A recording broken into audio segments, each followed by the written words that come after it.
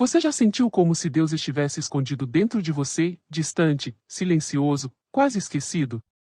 Vamos juntos fazer essa ponte entre o que vemos e o que sentimos. Neste vídeo, com base na fala de Alberto Almeida, vamos percorrer o caminho do desabrochar de Deus em mim, um movimento urgente de despertar, que nos toca no âmago da alma. Ele nos leva a refletir. Por que tantas almas buscam lá fora o que está dentro? Por que corremos desesperados por terras distantes e loucas aventuras, e não percebemos que Deus já deixou suas marcas nos nossos pés? Você vai descobrir que há uma dimensão oculta, uma essência divina que habita em você, mas, para acessá-la, precisamos silenciar o ruído externo, desconectar-se da religiosidade vazia e mergulhar no interior. Prepare-se para sentir inquietação, rever crenças, romper muros internos. Assista até o fim, essa mensagem tem poder para quebrar barreiras e trazer luz onde há escuridão. Se inscreva, acione o sininho, porque essa reflexão pode ser um portal de transformação na sua vida. A fala de Tagore pela psicografia de Valdo Franco. Procurei-te desarvorado e triste pelas terras distantes, em loucas aventuras com os outros, sem conseguir encontrar-te. Aonde chegava a minha ansiedade, deparava-me com as marcas dos teus pés no chão. Cobri os meus sonhos de angústia, dilacerando todas as minhas expectativas em vãos movimentos para te encontrar. Exauri-me sem resultado feliz e caí vencido. Defrontei-me um dia com 2 estrelas que se apagavam nos olhos de uma criança abandonada e amei-a. A sua voz sem palavras e a música da sua necessidade fizeram-me encontrar os 3. O próximo, a mim e a ti, soberano Senhor da minha vida. Não cesses de cantar, ó brisa ligeira que passeias pelo vale, nem interrompas o teu curso, ó água transparente do regato. Toda a musicalidade que embala a natureza faz-se partitura para que o cantor destrave a voz da sua garganta e inunde o mundo de harmonias. É a descrição da busca do peregrino na tentativa de encontrar o divino. Todos estamos nessa busca. Essa conexão desse Wi-Fi que, de repente, nós perdemos o sinal e ansiamos por reconexão, nem sempre conseguindo lográ-la com êxito nas nossas tentativas. Hoje, quando levantei, acordei hoje às 5 horas e não consegui mais dormir. Foi para fazer aquele xixi, amigo. E aí eu fui para a sacada, eu não sabia que a sacada dava de frente para o mar. E aí eu fiquei sentado, contemplando o alvorecer, que vinha suave, mansinho, se aproximando, trazendo o sol que ainda não tinha surgido, mas já demonstrava que ele vinha. E aí eu recordei de uma experiência notável, já que o tema desta manhã nos ensejava reflexões nessa direção, e me sentado comecei a fazer a reflexão que já tinha tido a oportunidade de fazer uma incursão mediante a possibilidade que temos de meditar. Então olhei e comecei a lembrar que a Terra, efetivamente, ela gira em torno do seu próprio eixo com um pouco mais de 1.600 km por hora. Nós estamos numa bolha espacial, nem damos conta, parece que tudo está estático. Dê-me conta que a Terra gira em torno do Sol numa velocidade de mais de 106.000 km por hora. É incrível. Mas essa pequena areia do universo, ela faz um circuito de velocidade em torno de si, em torno do nosso astro-rei, com essa pujança. E lembrei dos números que falam de que o Sol, dentro da nossa Via Láctea, movimenta-se com a possibilidade de 777, um pouco mais, quilômetros, 1000 quilômetros por hora. Portanto, 700 vezes mais do que a Terra em torno dele próprio. E lembrei-me de que a nossa galáxia se movimenta, e nessa movimentação ela vai de mais de 2 milhões de quilômetros por hora, num circuito em torno de 200 bilhões de galáxias que se movimentam. E olhando para aquele céu que estava trazendo um alvorecer, convidando-nos a contemplar e a refletir nesses dados que eu já tenho de memória, fiquei avaliando de que eu estava sentado e de que o meu corpo tem 7 octilhões de átomos. Não procure contar, porque senão você vai ficar confuso. São 10 a 100 trilhões de células compostas por esses átomos. De que esse corpo tem mais de 15 hormônios que funcionam harmonicamente dentro do meu corpo. E que há em mim uma pulsão que me faz correr ou atacar, falando-me da minha história, da minha ancestralidade animal.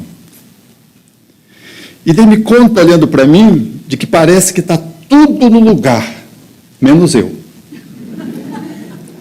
Porque olhando para fora, o que que você faz, que você ajeita o universo? Onde é que está errado? E quando a gente olha para dentro e vai começando a mergulhar na nossa estrutura biológica, o sincronismo, a harmonia, a beleza, o encanto é de tal ordem que você não ousa estabelecer qualquer nível de critério para um aperfeiçoamento, mesmo quando surgem as células cancerígenas.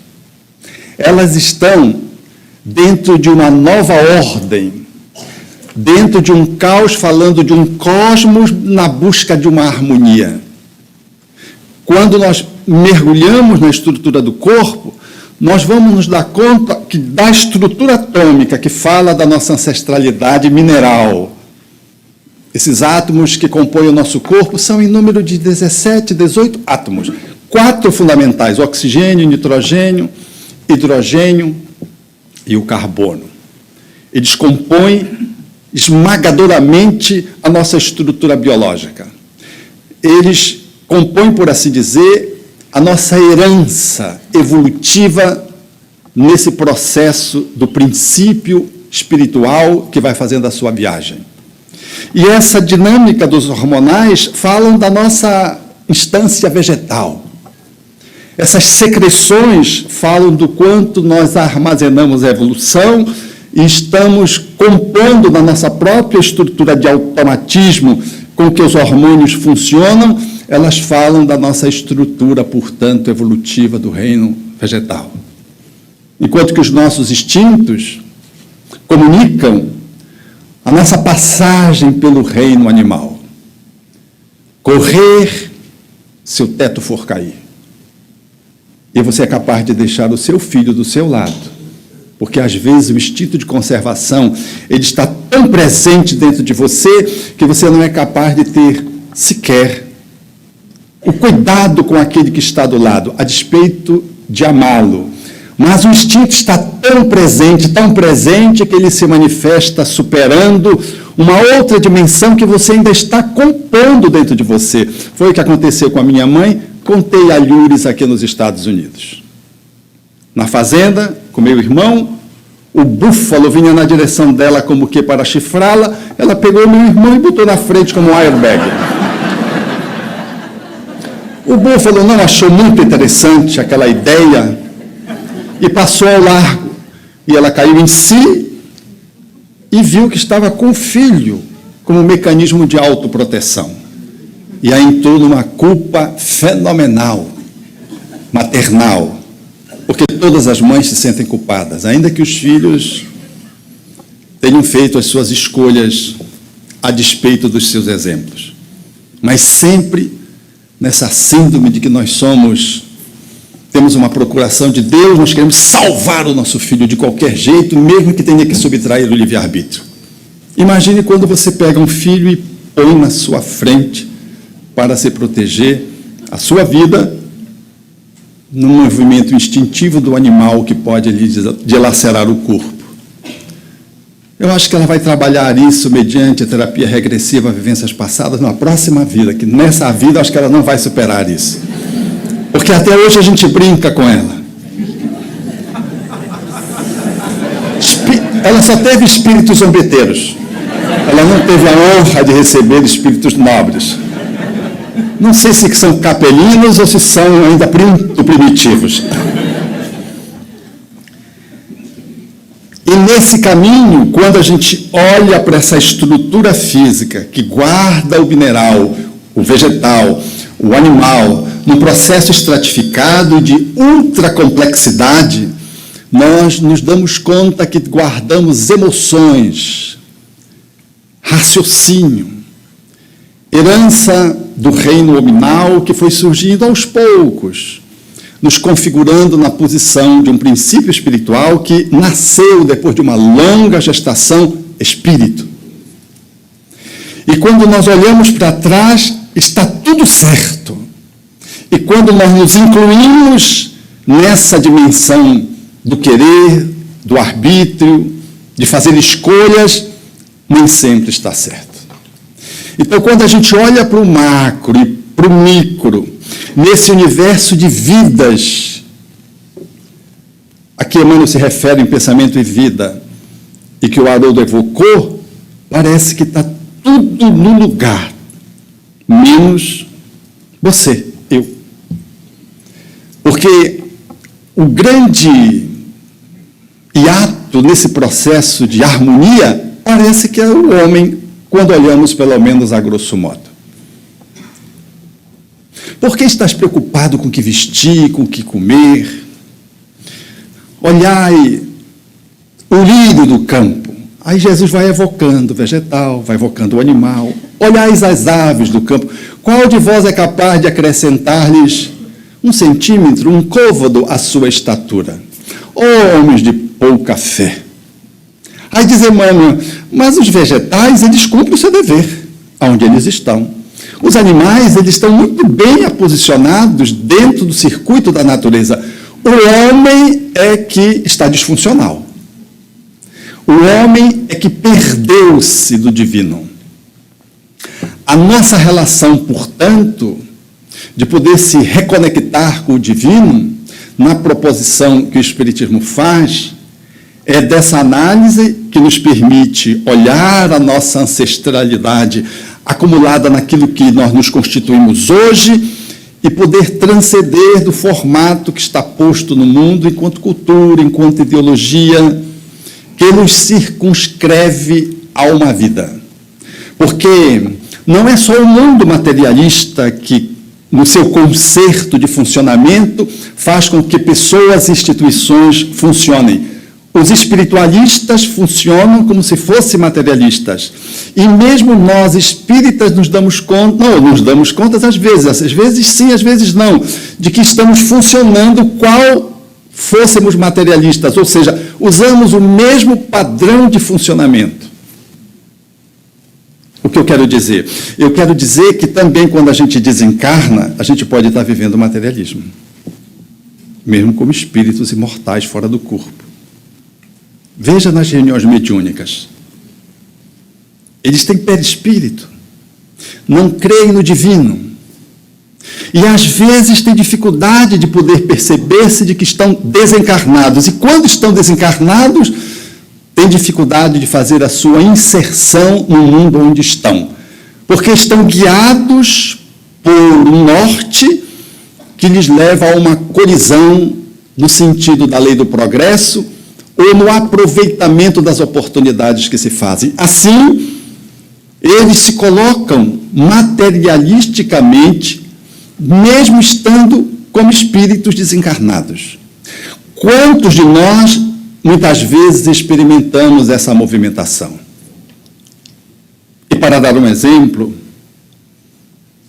mais recente, eu vivi essa experiência com um jovem que nutre a mediunidade e que tem uma facilidade de percepção mediúnica, faz transes em diversos níveis, e porque psicofoniza, e porque algumas entidades vinculadas a ele se manifestavam no Jardim das Oliveiras, ele me trouxe, em fazendo psicoterapia, mesmo antes de frequentar o Jardim das Oliveiras,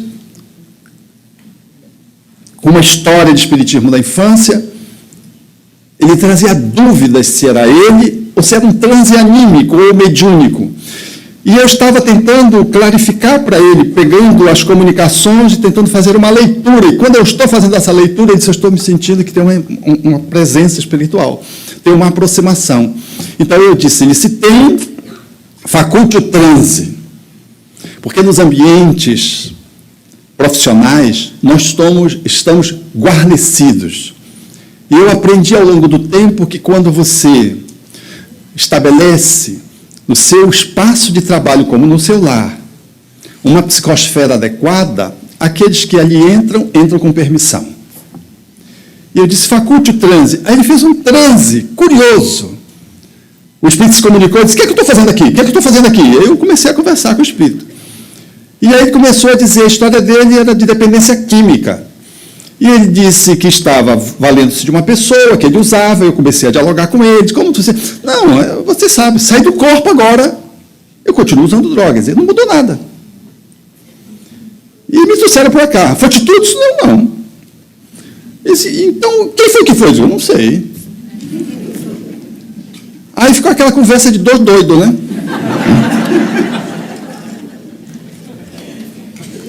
Porque às vezes a gente vive algumas experiências assim. Eu vi o meu irmão, um parênteses, meu irmão atendendo uma criança de rua, e depois, movido por compaixão, fez um atendimento de emergência, e dali surgiu um diálogo, e foi lá pelas tantas, ele sentiu uma necessidade de orar com a criança, e disse: eu posso orar contigo? Depois de ter vencido algumas etapas naquele atendimento, que foi circunstancial.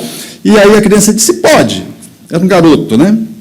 E ele fechou os olhos, começou a orar e falou com Jesus, e foi para lá, foi para lá. Quando ele acabou, o garoto estava olhando para ele e disse: do tio, o que é que você cheirou, tio? Porque a nossa oração, né, ela é um transe.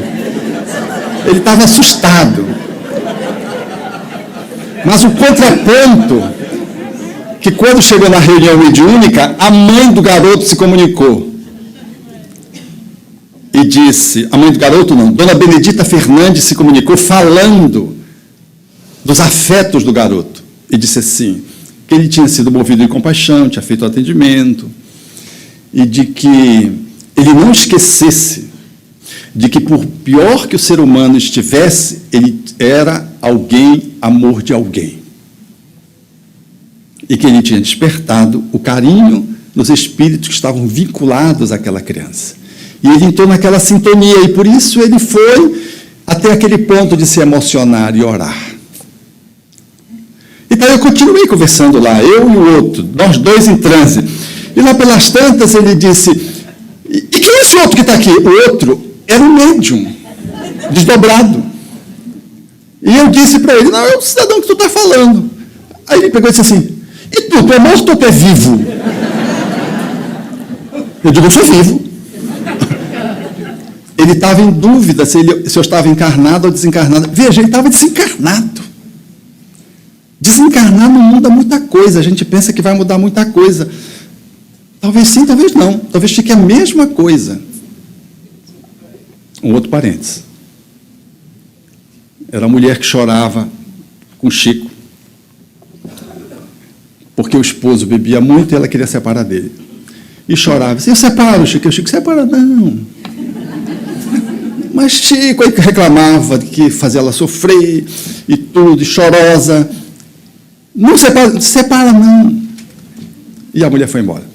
Passado um tempo, um amigo que presenciou esse atendimento voltou e perguntou: Chico, e aquela mulher? Disse, meu filho, você não sabe. Emmanuel que disse, que ele tinha dito para o amigo, que ele tinha dito para ela não separar, porque Emmanuel estava dizendo para ele dizer para ela não separar. E aí, quando esse amigo voltou, perguntou: e aí, Chico, aquela mulher? Ela disse: você não sabe. O marido dela desencarnou na semana seguinte.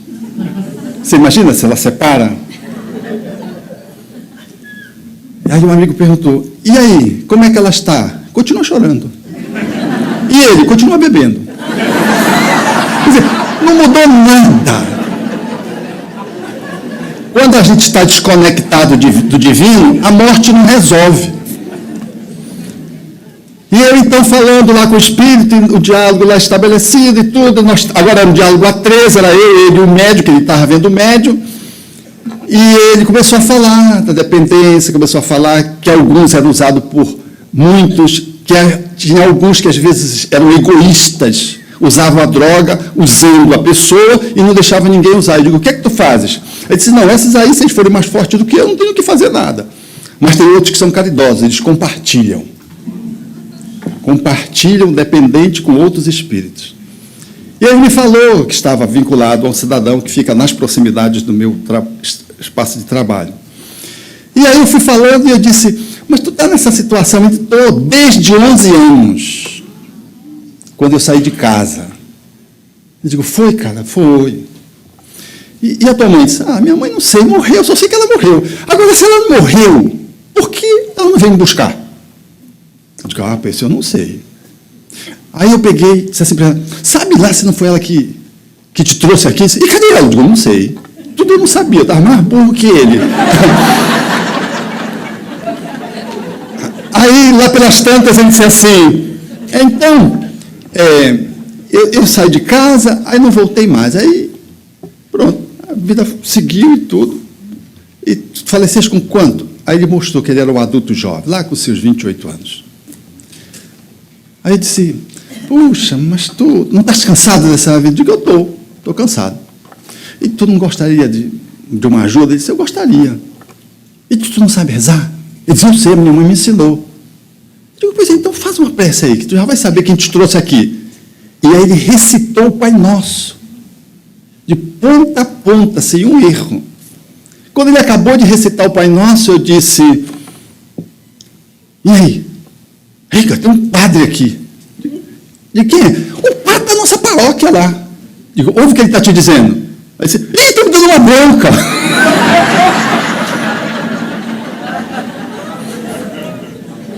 Está dizendo que eu não devia ter feito as escolhas, porque ele me ensinava, me recomendava. Eu digo: continua ouvindo o que ele está te falando aí. Aí ele pegou e disse assim: ele está dizendo que vai me buscar, que a minha mãe pediu para ele vir me buscar. Sempre uma mãe por trás. Eu digo: que legal. Então vai com ele. Sim, ele disse que ele estava dizendo que ele vai me levar para a igreja, para eu tomar banho e me alimentar. Eu não entro em igreja, não deixo a gente entrar, porque a gente é sujo. Eu digo: não, mas esse padre tu conheces. Tu não conhece? Esse eu conheço. Então vai com ele. E ele foi, e o adulto jovem voltou para o corpo, meu paciente. Ele disse: incrível, doutor Alberto. Quando ele estava falando, eu vi a pessoa, quando eu vinha para cá, para o seu consultório, veio a imagem da pessoa a quem estava vinculado. Aí eu disse para ele: tá vendo? Isso é animismo, não é mediunidade. Aí ele sorriu, porque era um exemplo cabal. Ele não estava pensando em nada, independência química, esse não era o mote. A pessoa, não foi a pessoa que o impressionou, porque ele estava de passagem, ele viu como viu as outras pessoas. Apenas que quando o jovem falou, veio a imagem, o dependente espírito falou, veio a imagem daquela pessoa que ele viu no caminho quando passava. Nós, às vezes, vivemos uma vida desconectada do divino, a despeito de estarmos no ambiente espiritual. Às vezes, nós fazemos as nossas tarefas, mas nós fazemos num nível estritamente egóico. E quando nós estamos nesse nível de quem está contabilizando, é muito comum no Brasil, na prestação de contas, a pessoa dizer quantos enxovais distribuiu, quantas cestas distribuiu, quantos passes se deu. Isso é a contabilização do ego. Não há espiritualidade nisso. Desculpe, mas não há. É justo que se faça para que se tenha uma dimensão do que a casa faz. Mas a forma como a gente faz é para mostrar que o nosso departamento funciona melhor do que o outro. De que nós estamos trabalhando, nós temos a necessidade de que as pessoas reconheçam que a gente está trabalhando. Porque o nosso compromisso não é com o divino, o nosso compromisso é com a sociedade que nós estamos participando. Então é uma religiosidade que não tem espiritualidade.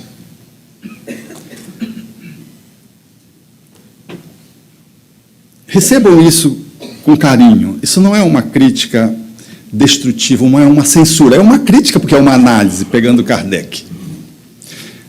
Nós precisamos dar um salto, porque a nossa relação com o divino é uma relação que lembra bem São João da Cruz, quando dizia: o Criador que me ama, eu procuro achá-lo e senti-lo e não acho, ele está escondido de mim. Então eu tenho que me esconder para poder achá-lo e senti-lo dentro de mim. A divindade está escondida de mim. Porque quando eu estou numa manifestação para fora, numa religiosidade externa, cultista, numa religiosidade que é para os outros, que é para a sociedade, que é para atender as nossas demandas egóicas, o divino não se revela. Nada obstante eu guarde ele dentro de mim. Nada obstante eu esteja mergulhado no divino.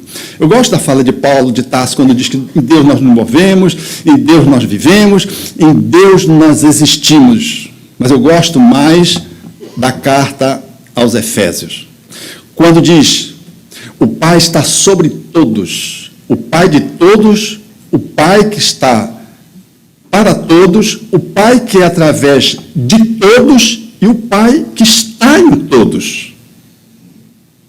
Ele coloca 4 dimensões. O Criador que está sobre todos, o Criador que se revela um pelo outro e o Criador que está dentro de cada um de nós.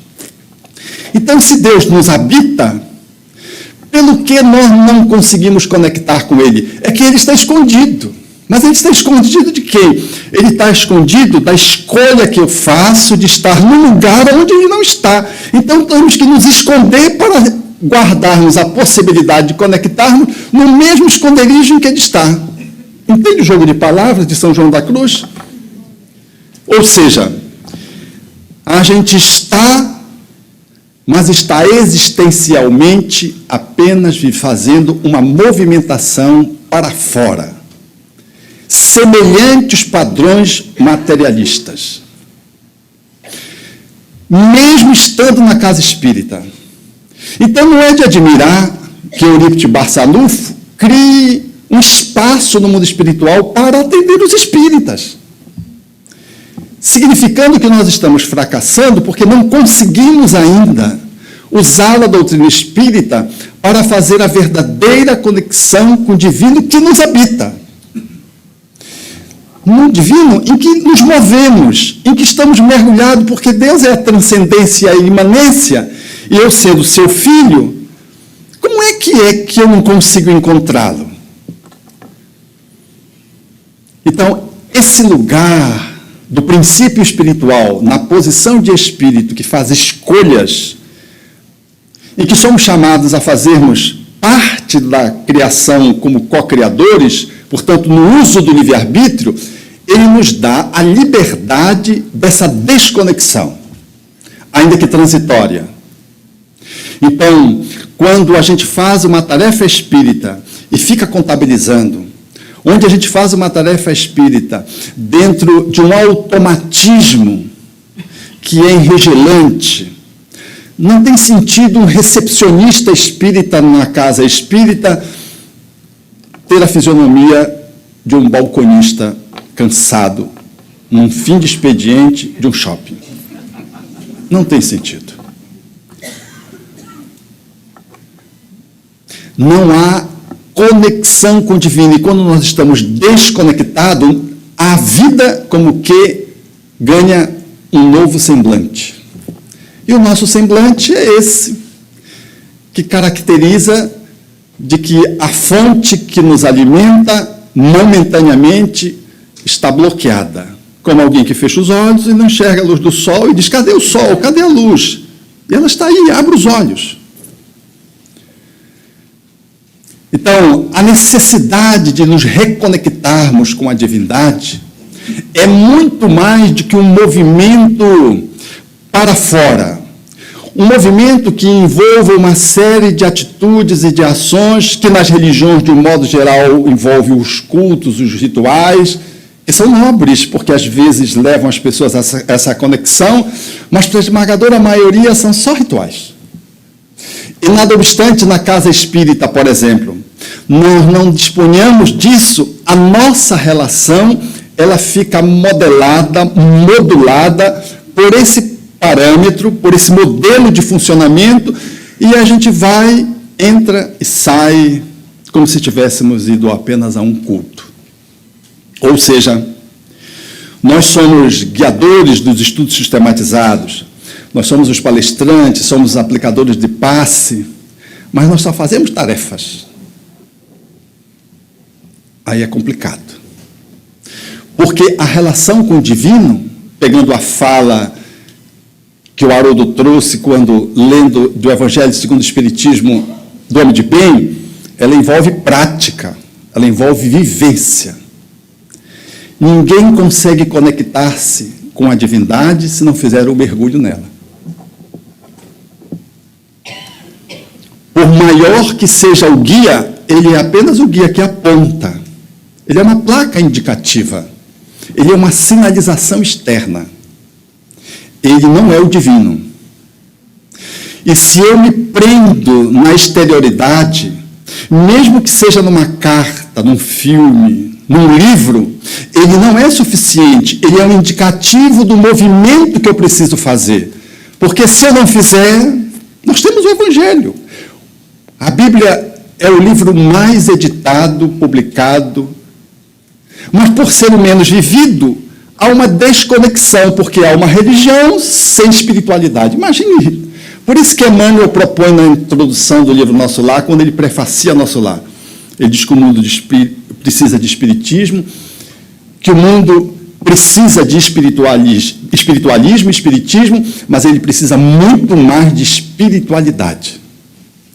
Há uma desconexão com essa dimensão do divino, desse lugar que é um lugar de vínculo, de vivência, de mergulho, porque ninguém, por melhor que seja, pode fazer aquilo que você tem que fazer por você mesmo. A nossa relação com Deus é uma relação singular. Essa reconexão com o divino, ela é algo que deve se fazer no esconderijo que está dentro de nós mesmos. Eu posso indicar para você o caminho, mas é você que tem que ser o caminhante. E por melhor que seja o mensageiro, ele não é a mensagem da qual tu deves te investir. E ainda que o mensageiro seja a mensagem, ele aponta para a direção do divino. Mas se você não se encharcar dela, você corre o risco de perder a direção. E, a despeito de ser um partícipe daquele homem nobre, vamos pegar Jesus. Vamos ver que Judas fraqueja quanto Pedro e faz um movimento que é o movimento discrepante do homem mais lúcido e mais nobre que a terra já teve. Ele comete um suicídio, o ato dramático. Como é que alguém que esteve ao lado do Cristo, que conviveu com ele aproximadamente 3 anos, não conseguiu conectar-se com o divino? E faz o movimento de fechamento para o divino. Fecha os olhos. Esse esconderijo que estava sendo revelado por Jesus, o Mestre, o maior guia da humanidade, não foi suficiente. Judas se fecha no ego e, diante do impacto das circunstâncias, ele busca a saída através do suicídio. E Simão Pedro faz um movimento exatamente oposto no seu processo evolutivo.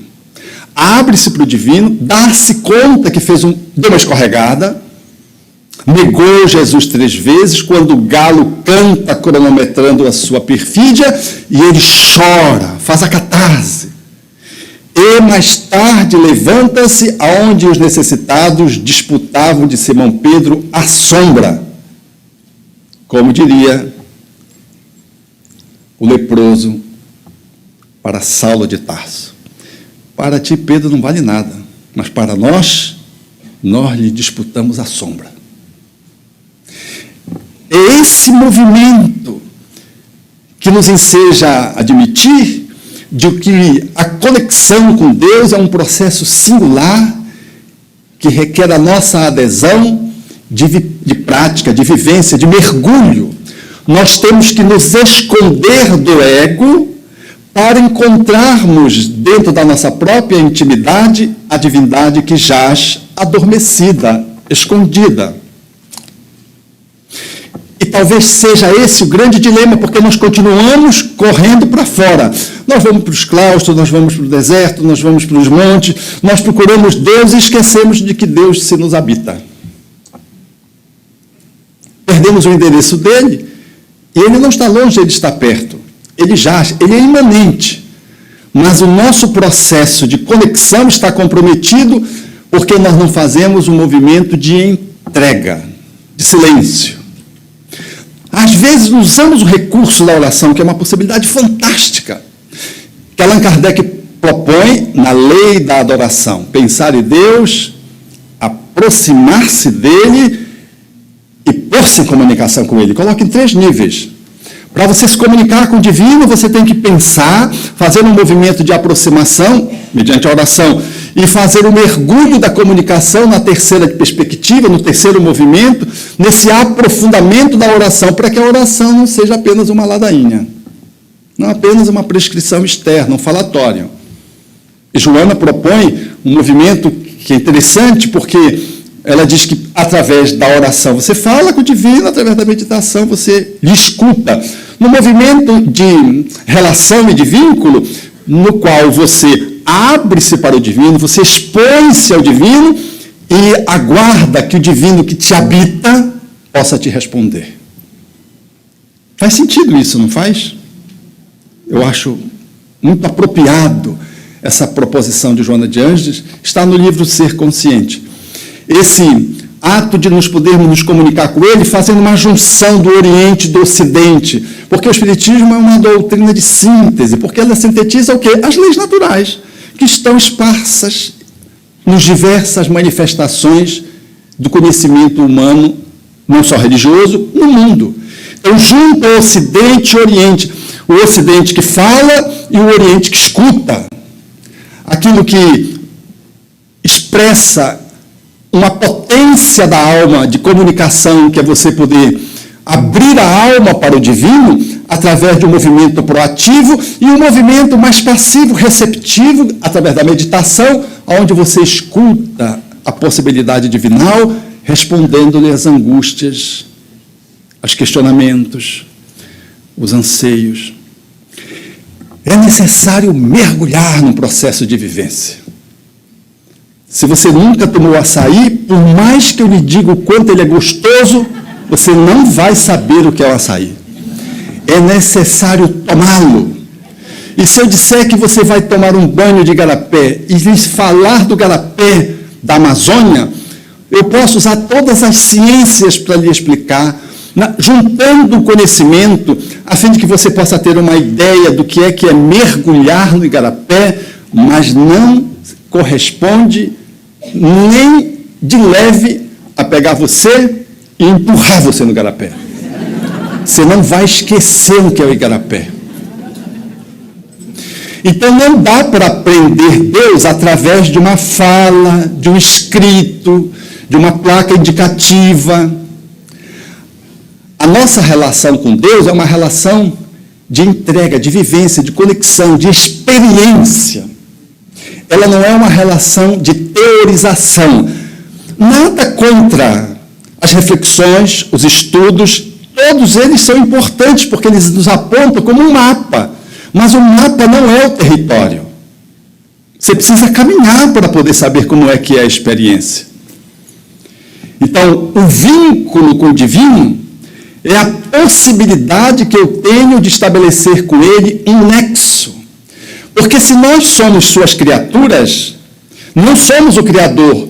Se nós somos seres que emergimos da potência divinal, nós trazemos os seus atributos. E ainda que o finito não possa revelar o infinito, nós não podemos nos tornar em Deus, no Criador, nós podemos compartilhar com Ele através da comunhão, da nossa natureza divinal, porque fomos gerados por Ele. Ou seja, eu não posso ser Deus com Deus grande, mas eu posso ser Deus com Deus pequeno. Porque eu, sendo originário de Deus, eu trago a sua matéria-prima na minha formação.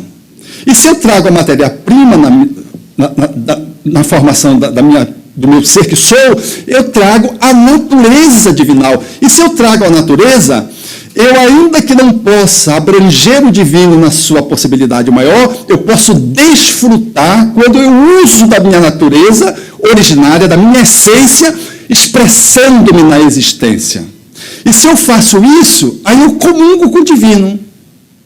Então, o ato de poder viver essa conexão com o divino que está fora e que está dentro é a experiência de poder fazer valer a nossa natureza intrínseca, essencial, que é a natureza com a qual nós fomos criados. Por isso, os espíritos definiram Allan Kardec espírito como luz, centelha, clarão. As três possibilidades de sinônimo que eles deram, na questão 88 de Livros Espíritos, falando do que é o espírito, tirando pelo espírito. É clarão, é centelha. Essa é a nossa dimensão. Mas essa dimensão precisa ir se expandindo. E à medida que ela vai se expandindo, é pelo movimento de integração no corpo. Mas quando a gente chega no corpo, a gente se perde na dimensão da personalidade, nós ficamos na dimensão circunstancial da existência e achamos que a vida é tudo isso que nós vivemos, menos o sagrado que pode estar conectado com tudo que vivemos.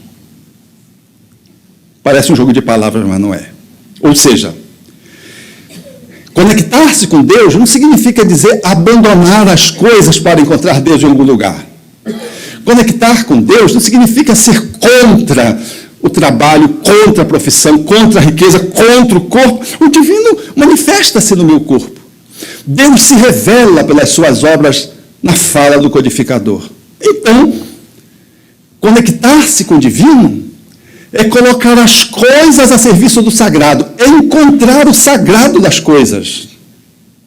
É poder ver o corpo como um templo, que media o meu processo de sacralização, de divinização, de aperfeiçoamento. E não colocar o corpo como fim. Não colocar a profissão como fim.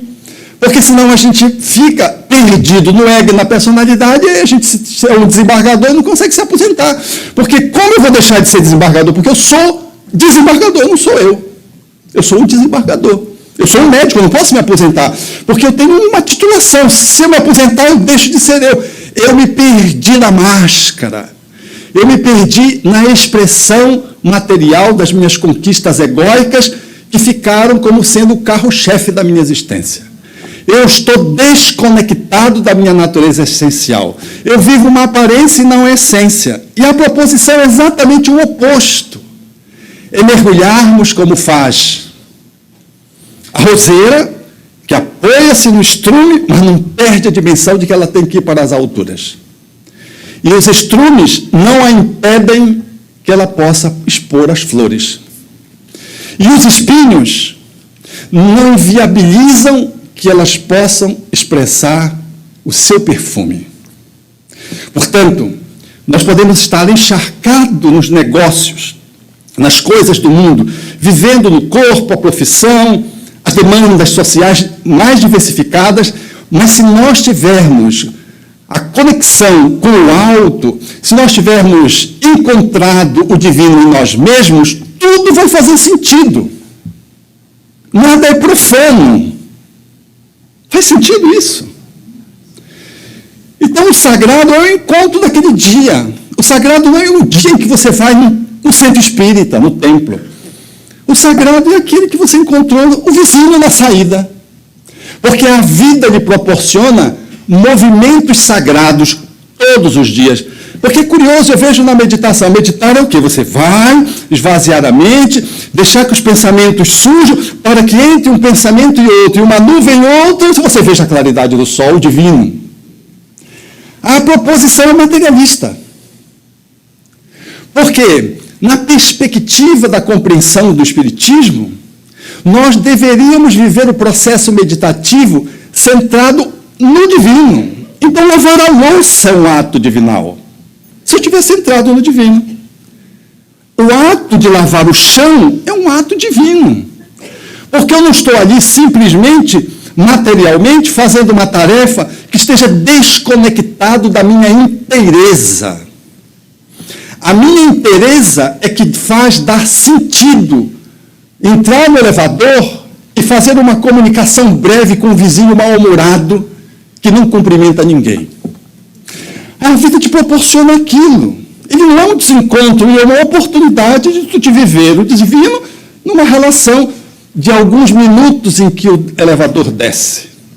Porque para nós o mais importante do tempo é a subida do elevador se nós estamos com a pessoa que a gente ama. Vai para o 15º andar. Ele sobe rápido. Quando você vê, chegou. Mas aquele vizinho birrento que mora no 15º andar, que teu vizinho de porta, o elevador subir até o 15º andar, veja como o tempo é relativo. Ali você fica, demora, e você olha, abre o olho e olha, e não chega. Mas se a pessoa amada, quando você vê, chegou. Você veio rápido, não veio rápido. É que um tu está centralizado na amorosidade, na outra tu estás desconectado dela. Faz sentido? Então, a emergência do divino que há em nós é reatarmos o vínculo com a divindade e podermos viver a meditação plena do dia a dia, pelo menos como exercício. Vocês devem estar pensando, pô, Alberto deve ser um cara, na vivência dele, se ele vive isso que ele está dizendo, então ele é pleno. Né? Tudo é divinal para ele, né? Aí eu lembro da minha mãe. Meu filho, uma pessoa me telefonou de Uberaba assim, disse isso, aquilo, ela elogiou tanto meu filho, que quase eu digo para ela, leva para ti.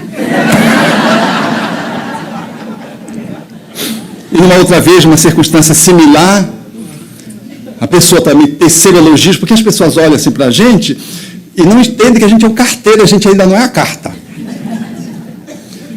E ela teceu em elogios. E a minha mãe disse, pois é, meu filho, depois de eu ter dito tudo isso, eu fiquei pensando, quem não te conhece que te compra.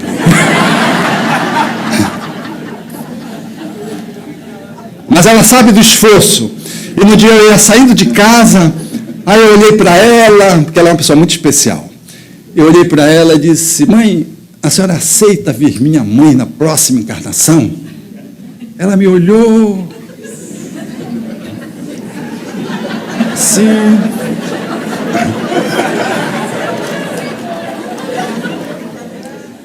As mães conhecem os filhos, basta ele telefonar. Quando diz a primeira palavra, ela já sabe como o filho está, não é isso? Como o filho chega pisando no chão, ela já sabe como está. Como abre a porta, ela já sabe como está. Ela me olhou de cima a baixo. Ela disse, você quer um elogio? Matou! Eu estava carente naquele dia, né? Era um pedido de amor, assim, meio atrapalhado, né?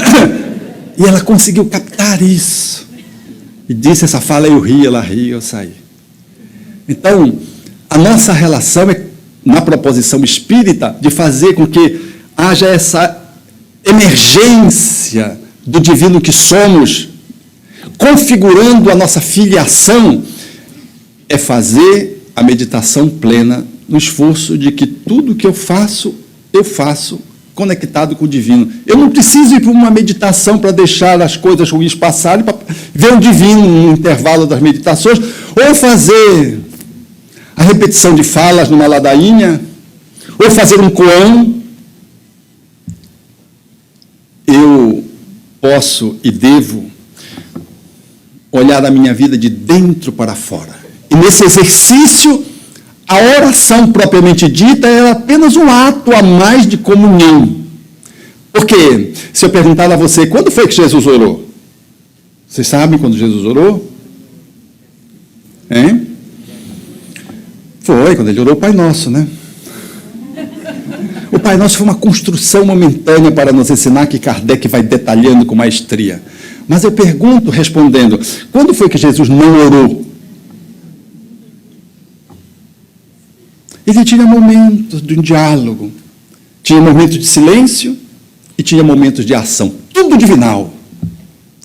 Porque ele era tão pleno que até hoje, numa linguagem do Oriente, ele é um avatar, ele é a encarnação de Deus. E, aliás, dentro do cristianismo, tem uma dificuldade imensa de separar Jesus de Deus, porque Deus estava tão pleno, manifesto na sua possibilidade evolutiva, que Jesus, em se apresentando, se transformou no homem-Deus, na fala de Paulo, né? O homem-Deus, quer dizer, não era um homem simplesmente, era um espírito que se identificava com o divino na sua pujança, na sua plenitude. É por isso que quando a mulher de Samaria, depois de descobrir que Jesus era alguém diferente, um profeta, e depois que ele se revela como Messias, porque ele se revela como Messias para uma mulher. Olhe a subversão cultural que Jesus propôs no seu tempo. Ele se coloca como Messias para uma mulher. E uma mulher de Samaria, não era uma mulher tida como pertencente à comunidade judaica autêntica. Ela era uma herege. Eles eram heréticos. E ela pergunta onde se deveria adorar a Deus. E Jesus responde, se ali na Samaria, ou no templo central de Jerusalém, ele diz que Deus era espírito e verdade, que importava que seus adoradores o adorassem em espírito e verdade. Não há lugar onde o divino não está. E nós podemos escolher conectarmos com ele, olhando para essa paisagem belíssima que está posta no horizonte, no plenilúnio, no sol que se põe, no sol que se levanta, mas podemos olhá-lo olhando no espelho, os nossos olhos. Vocês não imaginam o que é o funcionamento de um olho, de uma célula ou de um átomo concebido. Nós podemos encontrar o divino em qualquer parte, mas a forma mais viável de encontrá-lo dentro da natureza, da qual nós fazemos parte, é encontrar o outro.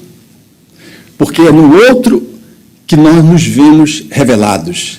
E é no outro que ele atiça esse movimento de irmos além do ego para mergulharmos no eu interior, no espírito, no clarão que somos, para que o nosso ego fique a serviço da luz do Deus que somos. Com D pequeno.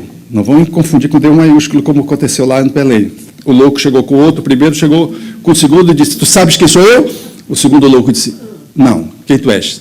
O primeiro disse, eu sou filho de Deus. O segundo disse, quem te disse?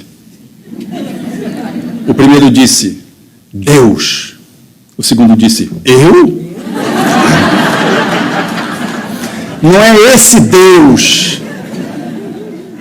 Nós somos os deuses que Jesus fez menção na tradição do seu povo, dizendo, o que eu faço, vocês podem fazer e podem fazer muito mais. Ou seja, é na relação com deuses, nós somos uma relação de deuses, mas nós nos perdemos numa humanidade sem transcendê-la. Enxergamos os homens que apenas vão morrer e desconhecemos de que por trás ou por dentro de um ser está um ser que é explicitamente divino, ainda que encalacrado, escondido, como disse ontem no carro para o Marcelo, dividindo experiências, e com o Arthur. Estamos fazendo uma pesquisa em Belém, a AME, e estamos vibrando por pacientes esquizofrênicos refratários graves. E, vibrando por um deles, as comunicações foram de vários momentos reencarnatórios, e todos eles envolvendo crianças em vários ambientes, e numa movimentação que você poderia estabelecer uma construção literária grandiosa da hediondez e da crueldade. E estávamos todos comovidos diante de tanta dor, de tanto sofrimento, e veio um espírito amigo no final e disse: não julgueis. Aí fez um arrazoado em torno daquele espírito, da sua história, e disse: ali jaz alguém que está sepultado por várias camadas de crueldade. Agora ele começou a desfazê-las. Hoje foi mais um esforço para ajudá-lo nesse caminho. Mas ali dentro daquele monstro aparente tem um filho de Deus que está aprendendo a amar. É o que fez uma mãe consultando um juiz e pedir aquilo que o Haroldo agora fez menção, daquela liberdade condicional. À medida que a pena vai sendo cumprida, o indivíduo começa a recuperar a sua liberdade. E aí, já conectei aqui. Não é com o divino, é com... Porque a gente confunde o Google com o divino, porque o Google sabe mais... Engraçado, a gente confia no Google, mas não confia no divino, porque ele diz onde você está, quantas fotos você bateu, onde você está indo, e a gente não descreve a personalidade, mas a gente acha que Deus é menos. Mas tudo bem, o Google é humano. Então a mãe pediu ao magistrado que pudesse olhar para o filho dela com carinho. O magistrado, achando que era essa liberdade condicional que vai se estabelecendo dentro do critério da justiça gradualmente, foi, num outro momento, consultou a ficha do seu apenado e ele se deu conta que o jovem, o adulto jovem, era um monstro. E quando ela veio, ele descascou em cima dela. O que é que a senhora está pensando? Aí ele estava tão indignado com as atrocidades que o jovem tinha feito, e a mãe só ouvindo. Quando ele acabou de falar, mostrando a sua indignação, como se ela estivesse pedindo liberdade condicional, ela disse para ele: doutor, eu não vim pedir liberdade para o meu filho, porque eu sei que o melhor lugar para o meu filho é ter a liberdade cerceada. Eu só vim pedir para o senhor ter bons olhos para com o meu filho, porque aonde o meu filho vai, ele é olhado como um monstro. Eu sei que o meu filho está muito doente, mas doutor, eu sei como mãe que lá no fundo, o meu filho é bom.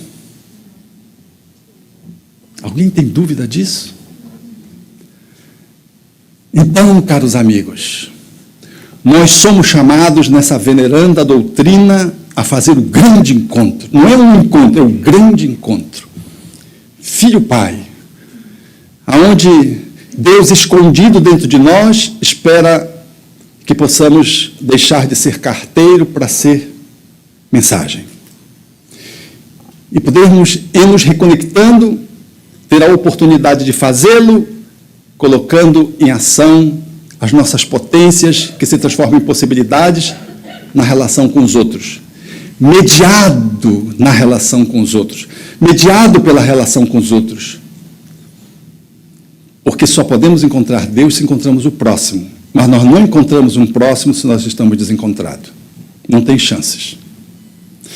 E talvez seja por isso que a conclamação dos Espíritos é de que possamos edificar um templo no qual Deus representa a sua manifestação no universo, na fala filosófica de Leon Denis.